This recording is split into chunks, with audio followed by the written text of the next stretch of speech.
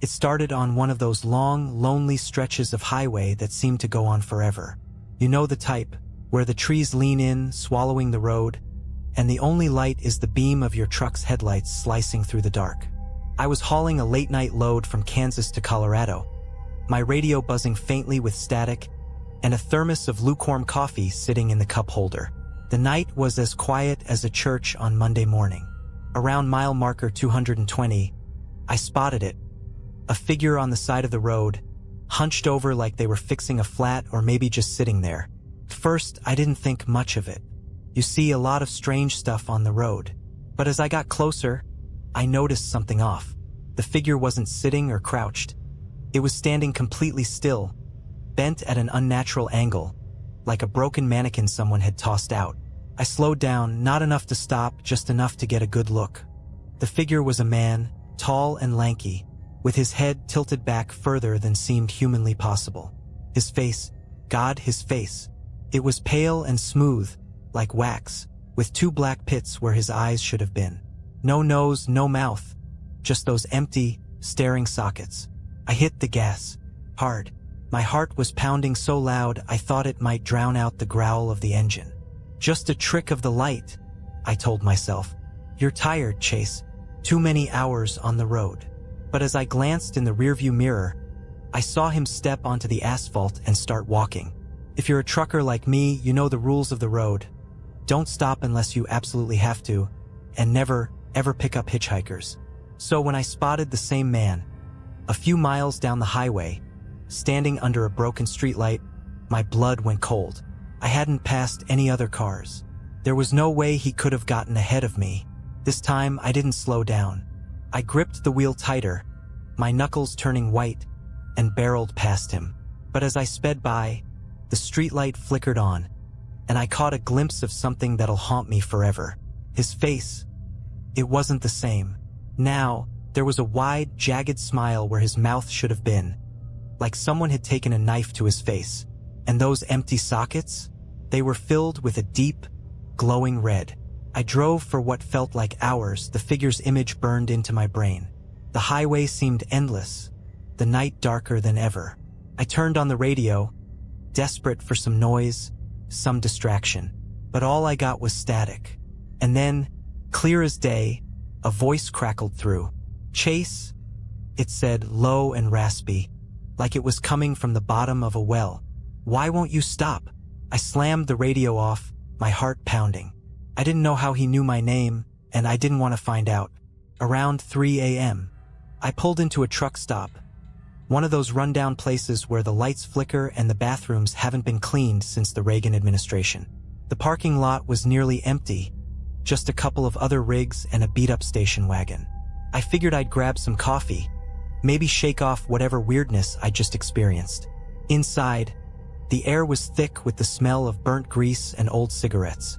The cashier, a tired-looking guy with bags under his eyes, nodded at me as I poured myself a cup of the black sludge they called coffee. You look like you've seen a ghost, he said, his voice flat. Something like that, I muttered, not wanting to get into it. But as I turned to leave, I froze. Through the glass door, I saw him, standing next to my truck, his head tilted, that jagged smile stretched across his face. He was closer now, close enough that I could see the way his skin didn't quite fit, like it was stretched too tight over his skull.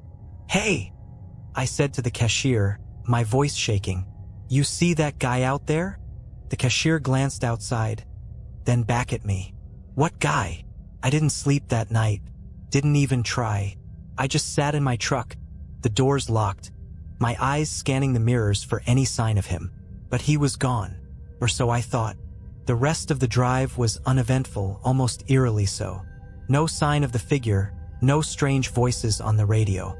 By the time I reached Colorado, I'd almost convinced myself it was all in my head. A hallucination brought on by too many hours on the road and not enough sleep. But then I saw the note. It was tucked under the windshield wiper, written on a scrap of paper that looked like it had been torn from an old notebook. The handwriting was jagged, almost childlike, and the words sent a chill down my spine. See you soon, Chase. I don't know who or what he was, but I do know one thing. I haven't driven that route since. and I never will, because some roads aren't meant to be traveled. After that night, I tried to shake it off. I really did. Truckers like me, we've seen some strange stuff. Sometimes it's just your mind playing tricks, the monotony of the road messing with you. But the thing is, this wasn't just something I could chalk up to a long haul and bad coffee.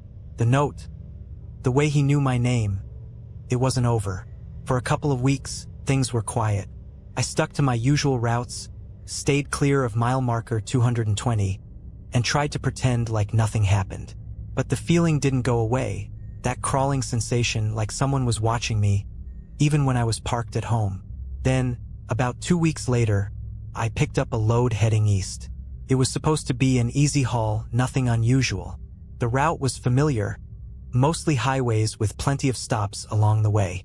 I was almost looking forward to it. Figured maybe I'd shake off whatever had been haunting me. But somewhere near Missouri, it started again. It was late, past midnight, and the highway was dead. No cars, no lights, just me and the hum of the engine. The moon was full, casting a pale glow over the trees.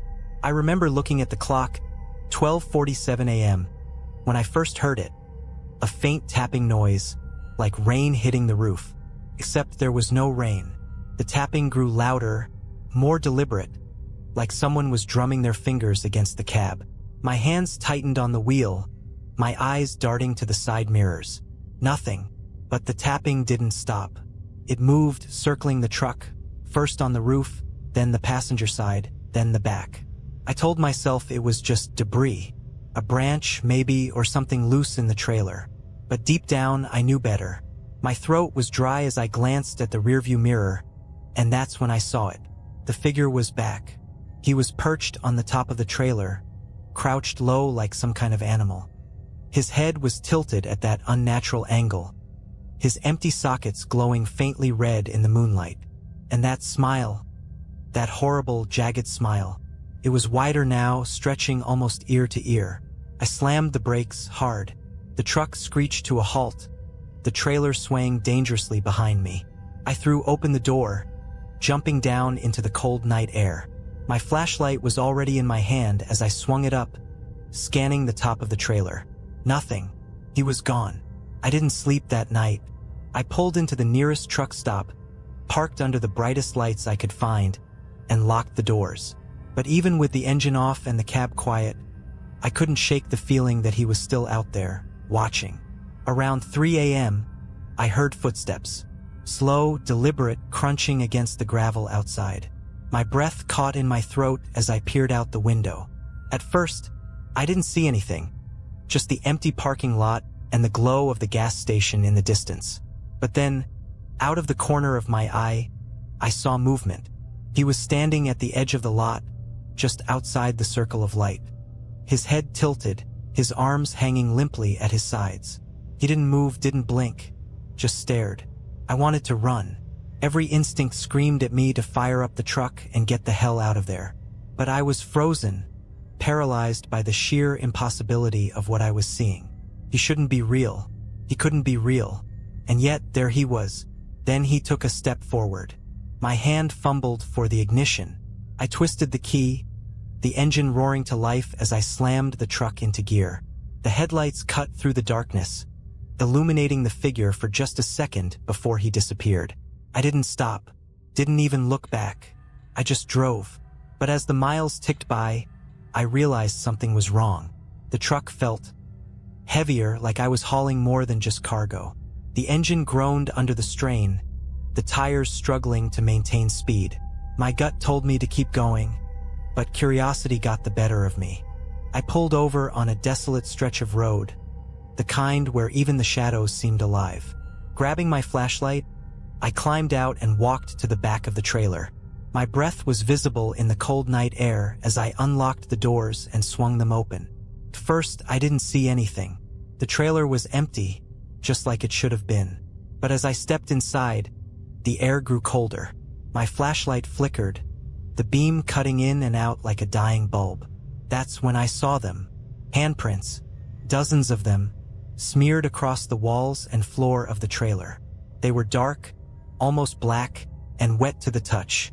My stomach churned as I realized what I was looking at. Blood. I slammed the doors shut and jumped back into the cab, my hands shaking as I pulled back onto the highway. I didn't stop again until I reached my destination. But when I dropped off the load and inspected the trailer, the handprints were gone. No blood, no trace of anything unusual. Just an empty truck. That was the last straw.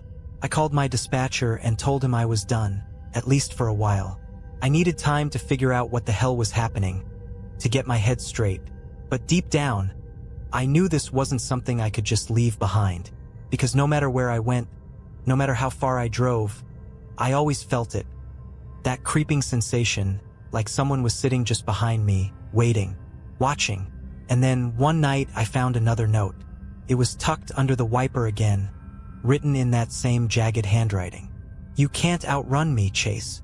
After I found the second note, I didn't bother pretending everything was fine anymore. I parked my truck in the driveway and locked every damn door in my house. I even nailed a couple of boards over the windows for good measure. Paranoia doesn't even begin to describe what I was feeling. The thing was, I wasn't just scared, I was angry. Who or what was this thing? How did it know my name, where I'd be, and how to leave me those notes without a trace? I hadn't told anyone about what happened on the highway. Hell, I hadn't spoken to anyone other than my dispatcher and the cashier at the truck stop. And yet, it was like this thing was in my head, one step ahead of me every single time. For about a week, nothing happened. No notes, no weird tapping sounds, no glowing red eyes watching me from the shadows. I started to think maybe I'd finally shaken it. Maybe I was just losing it after all. But then, the nightmares started. In the first dream, I was back in my truck, driving down that same dark stretch of highway. The road stretched on forever, and the trees on either side were bare and blackened, like they'd been scorched in a fire. My radio crackled with static, the faint sound of my name whispering through the white noise. "Chase!" I glanced in the mirror, and there he was, sitting in the passenger seat like he'd been there the whole time. His smile stretched impossibly wide, the jagged edges of his teeth catching the dim glow of the dashboard lights. I tried to slam on the brakes, but they didn't work. The truck kept going, faster and faster, the engine roaring like a freight train.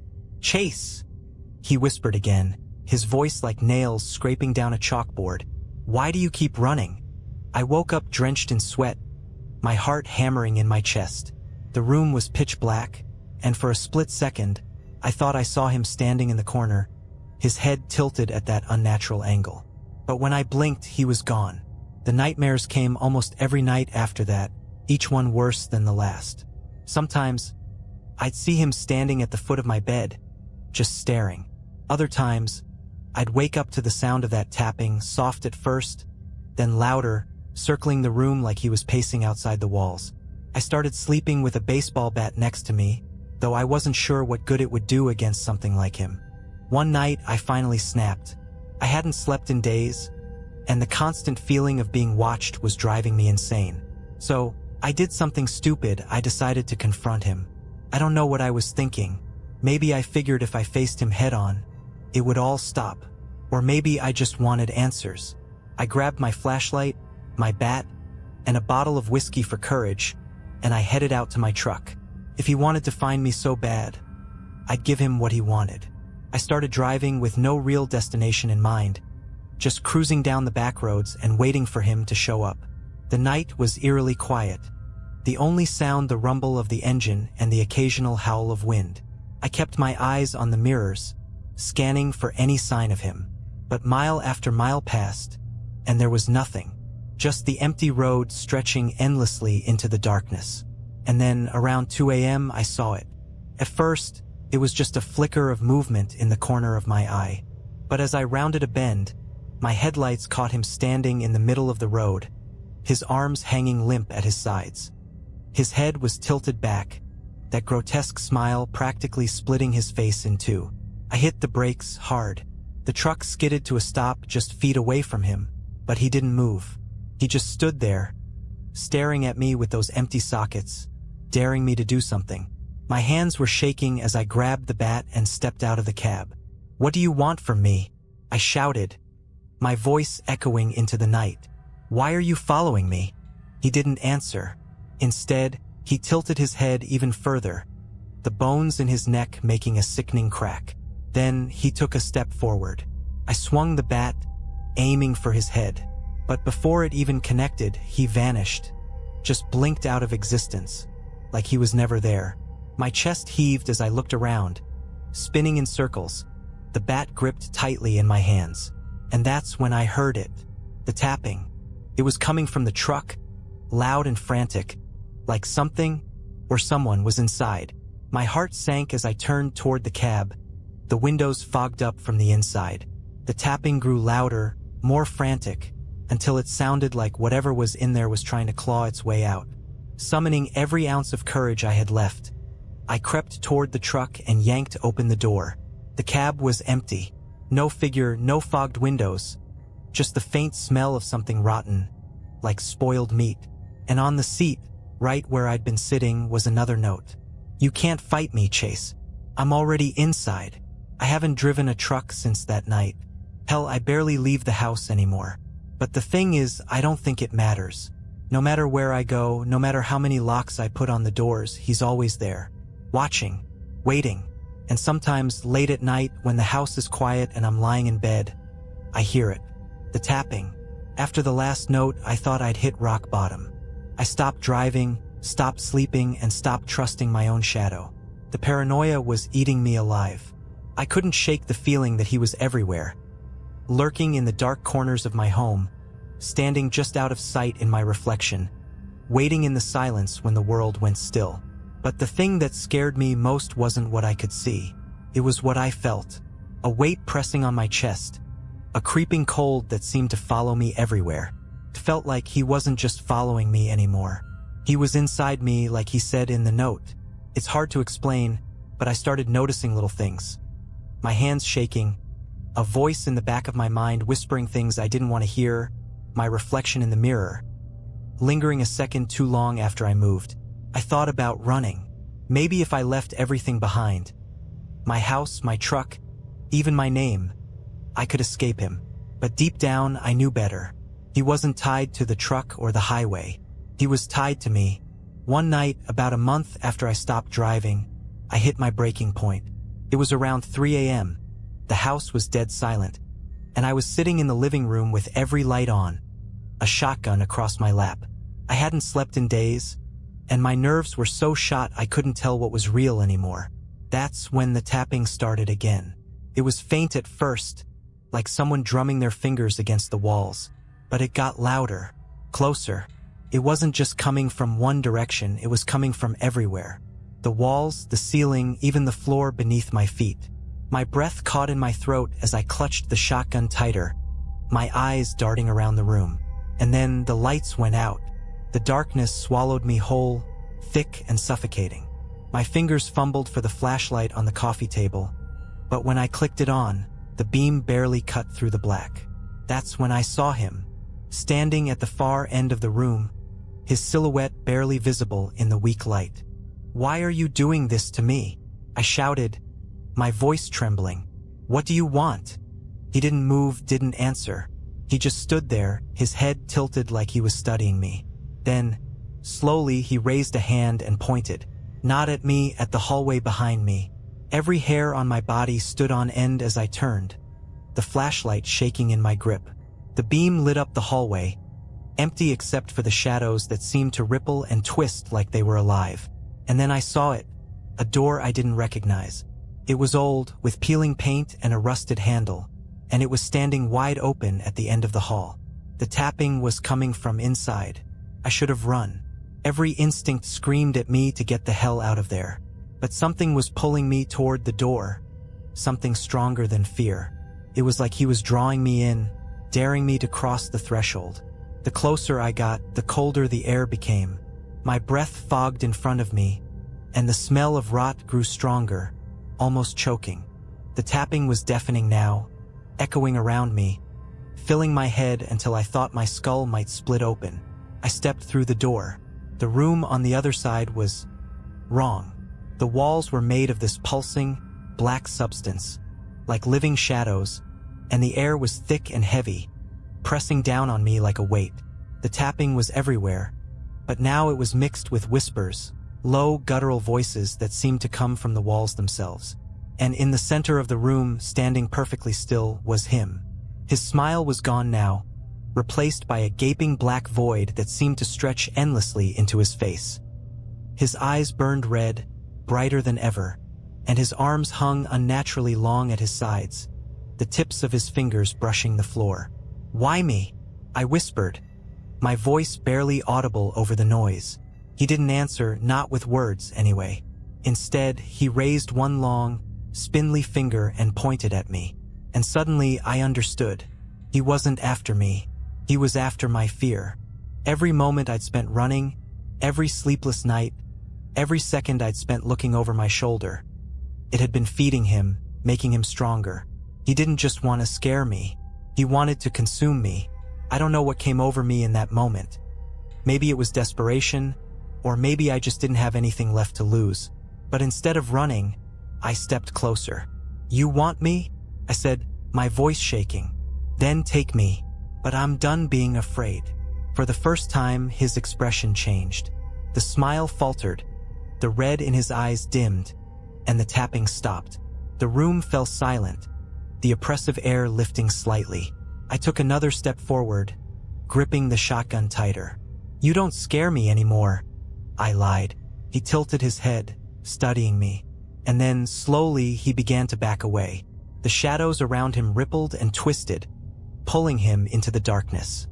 His form faded, and the last thing I saw before he disappeared was his smile, curling back into that jagged, impossible grin. And then he was gone. The door slammed shut behind me, and I was back in my living room, the lights flickering back on like nothing had happened. That was 6 months ago, and I haven't seen him since. But sometimes, late at night, I hear the tapping. It's faint and distant, like a reminder that he's still out there, watching, waiting. I don't know if I really scared him off or if he's just biding his time. But one thing's for sure, you can't run from the things that haunt you. You can only face them, and hope they don't follow you back. 6 months of quiet was long enough to convince myself that maybe, just maybe, I'd beaten him. Sure, I still double-checked my locks and slept with a light on. Sure, the sound of tapping on a window or a creaking floorboard still made my stomach twist into knots. But he hadn't shown up again, and I was slowly starting to believe that whatever I'd done that night had worked. Until last night started like any other evening. I'd fallen into a routine dinner, a couple of beers, and a bad movie on TV to distract myself before bed. Around midnight, I switched everything off and climbed under the covers. Sleep came quickly, too quickly. I dreamed of the highway again, the same endless stretch of asphalt cutting through the dark, the trees leaning in like they wanted to swallow me whole. But this time, I wasn't in the truck. I was standing in the middle of the road, barefoot, the pavement cold under my feet. The air was thick and still, and in the distance, I could see headlights approaching. My heart pounded as the truck drew closer, the rumble of the engine growing louder. Something about it felt wrong. The headlights were too bright, the sound too distorted, like it was coming from underwater. The truck slowed as it reached me, the engine idling as the cab came to a stop just a few feet away. Couldn't move, couldn't speak. The door swung open, and a figure climbed out. It was me. I stared, my breath caught in my throat as my double stepped onto the pavement. He looked exactly like me. Same clothes, same haircut, same tired eyes. But there was something off about him, something I couldn't put my finger on. He smiled, and that's when I saw it. The jagged edges, the same impossible, unnatural grin I'd seen on him. "Why are you here?" I managed to croak. My double tilted his head, studying me with those empty black eyes. "I told you, Chase," he said, his voice a distorted echo of mine. "I'm already inside." I woke up gasping, my heart hammering against my ribs. The room was dark, and for a moment, I couldn't tell if I was still dreaming. Then I heard it, the tapping. But this time, it wasn't coming from the walls or the windows. It was coming from inside the house. I grabbed the shotgun from under my bed, the barrel cold in my hands as I crept toward the noise. The tapping was rhythmic, deliberate, like someone was knocking just softly enough to drive me insane. It led me down the hallway, past the living room and into the kitchen. That's when I saw the door. It wasn't the same as before. No peeling paint or rusted handle. This one was pristine, like it had just been installed. It didn't belong, couldn't belong. And yet, there it was, standing wide open at the far end of the room. The tapping stopped. I stood frozen, my breath coming in short, shallow gasps. I didn't want to go through that door. Not again. But I knew, deep down, that this was it.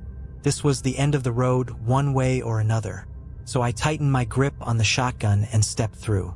The room on the other side was completely dark.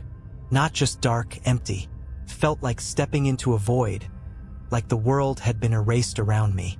The air was cold and still, and the only sound was the pounding of my heart in my ears. Then, out of the darkness, I heard his voice. "You've been running for so long, Chase. Aren't you tired?" I spun around, aiming the shotgun into the void. "Show yourself," I shouted, my voice cracking. "Let's end this." His laughter echoed all around me, deep and guttural. "End it?" he said. "Oh, Chase, this is only the beginning." Suddenly, the room wasn't empty anymore. Figures began to emerge from the darkness, their shapes twisted and wrong. Some crawled on all fours, their limbs bending at impossible angles. Others stood hunched, their heads cocked like they were listening to something I couldn't hear.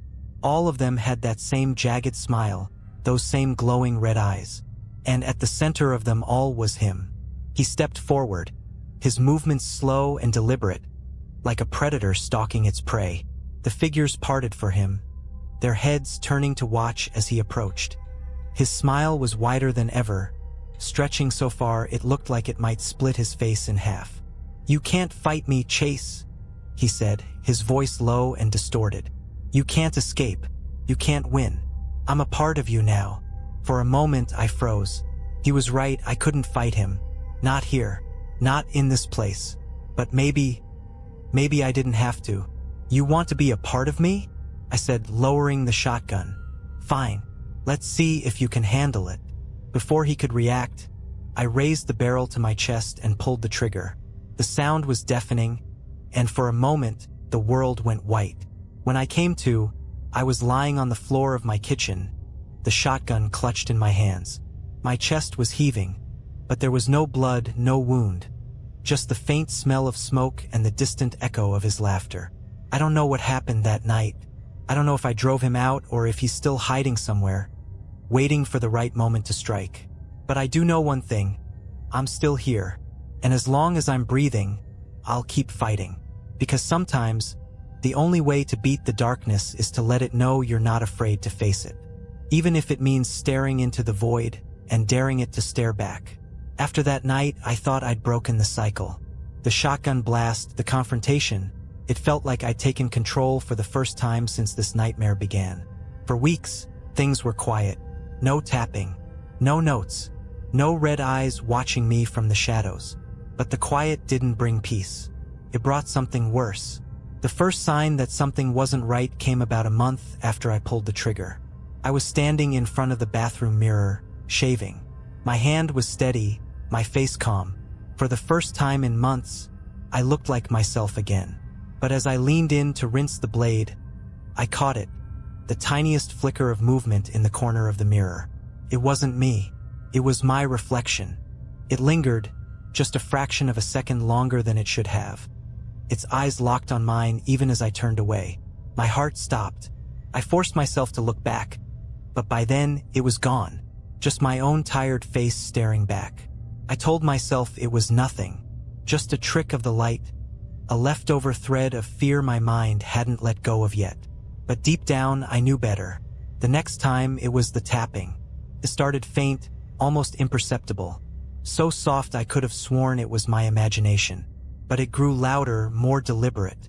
This time, it wasn't on the windows or walls. It was coming from inside my head, like a second heartbeat pulsing in my skull. "Not again," I muttered, clutching my temples as I staggered to the kitchen. I turned on every light in the house, the shadows shrinking back to the corners. The tapping didn't stop. followed me, growing louder with each step. And then it stopped. Dead silence. I turned around, and there he was. He wasn't standing in the shadows this time. He wasn't lurking in my mirrors or hiding behind doors. He was right there, standing in the middle of the room, grinning that jagged, impossible grin. His form was clearer now, more solid. Like he wasn't just some figment of my imagination anymore. "You can't get rid of me, Chase," he said, his voice low and guttural. "I'm not just inside your head. I am your head." I tightened my grip on the counter, my knuckles white. "You don't scare me anymore." His smile widened, the edges of his mouth splitting further. "Oh, I'm not here to scare you. I'm here to show you the truth." Before I could move, the lights flickered and went out. The room was swallowed by darkness, and the floor beneath me felt like it dropped away. When the lights came back on, I wasn't in my kitchen anymore. I was back on the highway, the same stretch of road where it all began, the asphalt stretching endlessly in both directions. But this time I wasn't alone. He was there, standing in the middle of the road, his form towering and distorted, like a shadow made flesh. And behind him, the highway was lined with figures. Dozens, maybe hundreds of them, all standing perfectly still. Their faces were blurred, their features twisted and wrong, but I knew who they were. They were me. Each one was a version of myself. Every mistake, every regret, every fear I'd ever tried to bury. They stared at me with those hollow, glowing eyes, their mouths curling into identical, jagged smiles. "This is who you are," he said, spreading his arms wide. "All your failures, all your fears. You can't escape them, Chase. You can't escape me." For a moment I froze. The weight of it all, the faces, the voices, the memories, it was crushing. He was right. I'd spent my whole life running from the things I couldn't face, the things I didn't want to admit, and now they were here, staring me down. But then, something shifted.